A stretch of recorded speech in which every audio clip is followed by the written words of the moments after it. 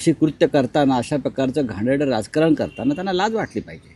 कोकणवरून sir काल मनसेने गुढीपाडव्याच्या एकूणच येणाऱ्या सभेचा एक बॅनर सगळीकडे लावलेला आहे. त्याच्यावर बाळासाहेबांचा आणि प्रबोधनकार ठाकरे यांचा फोटो लावलेला आहे.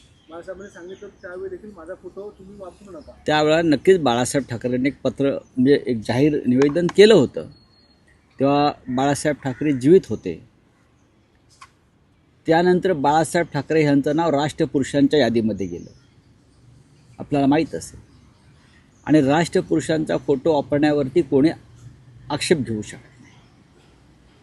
बाळासाहेब ठाकरे राष्ट्रपुरुष म्हणून मान्यता वावल्यावर राष्ट्रपुरुषांचा फोटो व राष्ट्रपुरुष हा एका व्यक्तीचा, एका कुटुंबाचे होत नाहीत.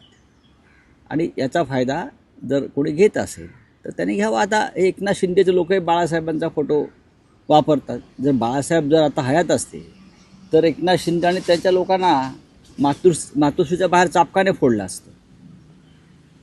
हां, हे म्हणतात ना की त्यांचे लोक म्हणतात ना, कुणाला कामराला टायरमध्ये घालून मारलं पाहिजे. कोण म्हटलं मला माहित नाही. म्हणाले त्यांचं असं म्हणणं आहे की थर्ड डिग्रीचा वापर नाही, द्या ना थर्ड डिग्री. खरं म्हणजे आम्ही संयमानं चांगली गोष्ट आहे. वरिष्ठांच्या सूचनेमुळे कुणाल कामराला महाराष्ट्रात कसं आणायचं ते आम्हाला चांगलं माहिती आहे. पाहू ना, तोपर्यंत सत्ता राहते नाही राहत कोणाची काय, हे सगळे सत्तेचे मस्त आहेत. या देशामध्ये व्यक्ती स्वातंत्र्य आहे, अभिव्यक्ती स्वातंत्र्य आहे. जर कोणी तुम्हाला दुखवणारं वक्तव्य केलं असेल त्यासाठी कायदा आहे, त्यासाठी कोर्ट आहे. आता आमच्यावरती सुद्धा अनेकांनी डिफॅमेशन केसेस टाकलेल्या आहेत ना, आणि आम्ही कोर्टात